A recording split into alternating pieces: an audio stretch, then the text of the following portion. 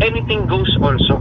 Dahil they also have a separate rule to follow, and it will also depend sa number of senators deciding on certain issues. Pwede po, attorney. Yan po yung, pero ang kaibahan lang ngayon, iba po yung Senate President. Last time, si Senator Jesus Escudero po yun, ang nangulo o naging Senate President, attorney. Possible, same effect pa rin ba o magkakaiba na ngayon? It is a numbers game pa rin, no? A simple majority can affect where the case will proceed, whether they will allow it to be set immediately or later, or do the process continuously. Depende yon. The Senate, the presiding officer, based on the Senate rules, is only a presiding officer. Anyone can force a vote. The majority will win on specific issues. So, they may agree on a particular issue, but sa next issue, they can divide the House. So, anything goes. The only thing na talagang set on stone is that to convict, they need 2/3. They need 16 senators. Kaya kahit absent si Senator De La Rosa, his vote does not matter because 16 positive votes are needed. Right now, kung bibilangin natin sa minority bloc, may 5 solid na kaalyado si VP Sara. Sino sila? Senator Bato, Senator Marcoleta, Senator Bongo, Senator Robin Padilla, Senator Amy Marcos. 5 yan, solido. I don't expect any of them, no? By presumption, that of course, they have to sit as neutral judges, but by presumption, they will vote in favor of VP Sara. Who are the 4 others? We have Senator Cayetano, Senator Villanueva, Senator Escudero, and Senator Jinggoy. These are 4. 4 plus 5 is 9. With those 9 votes, the possibility of conviction is 0. Unless yung isa sa 4 babaliktad or hindi na i-consider based on the fact na miyembro siya ng minority. Pero kahit bumaliktad, meron naman tayong narinig. Senator J.B. Ejercito, sabi niya generally doesn't like impeachment. Sabi niya sa news. But he could also change his mind once he is sitting as a judge. Yung isa, sa strategist naman, nag-iisip, Senator Loren Legarda, kasi yung anak, nagkiklaim na DDS. But Senator Loren Legarda is an ally of President Marcos. So, hindi natin rin alam yung boto ni Senator Legarda. At meron na rin tayong yung magkapatid na Villar.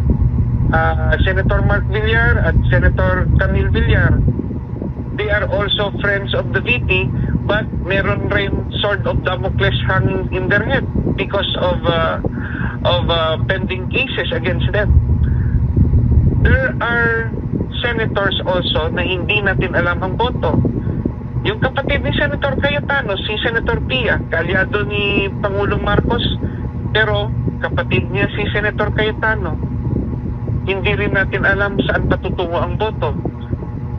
So that's why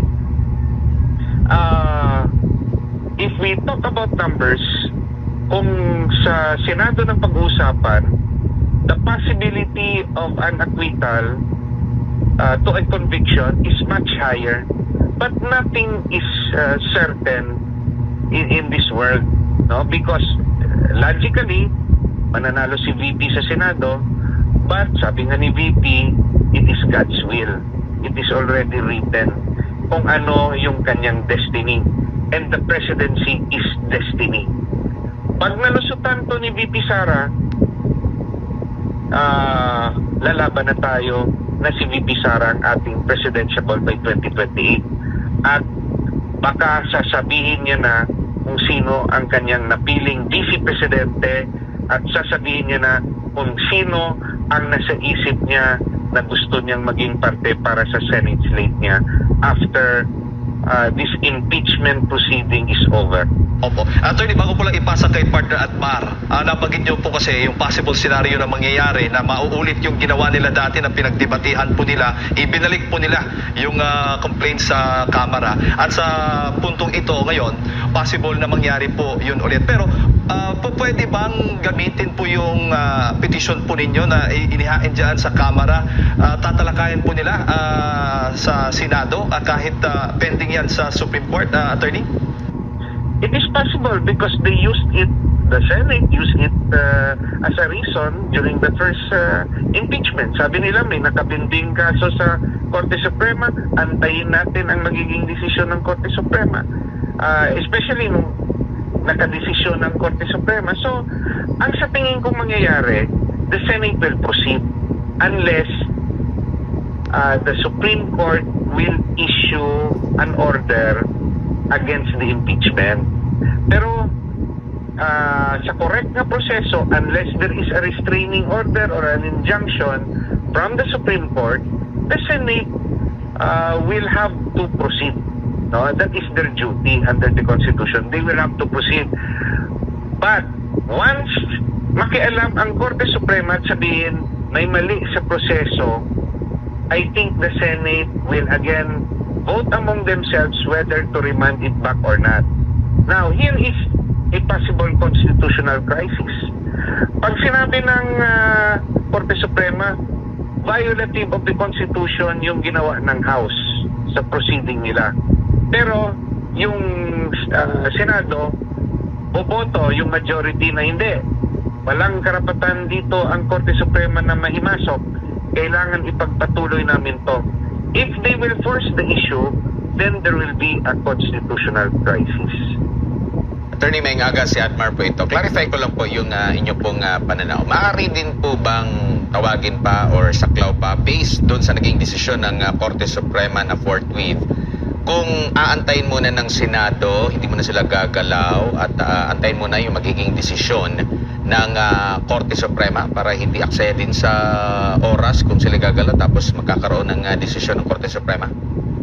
They are not bound unless merong injunction yung Korte Suprema. So, at mas tama na ipagpatuloy nila sa opinion ko. The only thing that could stop them is kung may order ng Korte Suprema, na restraining order or injunction. But there is, you must remember, what was enjoined was the House Committee on Justice. Tapos na. Tinapos na nila yung proceeding. So I doubt it if the Supreme Court will issue based on the petition na final namin ni Atty. Torion. On the other hand, anything goes when you talk about the Supreme Court. They can also issue an order na tinatawag nating stay order. Oops, we want to decide on a very important constitutional issue, so we are ordering the Senate to put on hold the proceeding. Pwede rin gawin ng Korte Suprema kasi sasabihin rin ng Korte Suprema, we also have the power as derived from the Constitution. So, the Senate, meron ring direktiba sa Constitution na sila yung impeachment court. Yung Supreme Court naman, meron ring power from the Constitution na nagsasabi that they hold the judicial power to decide on constitutional issues.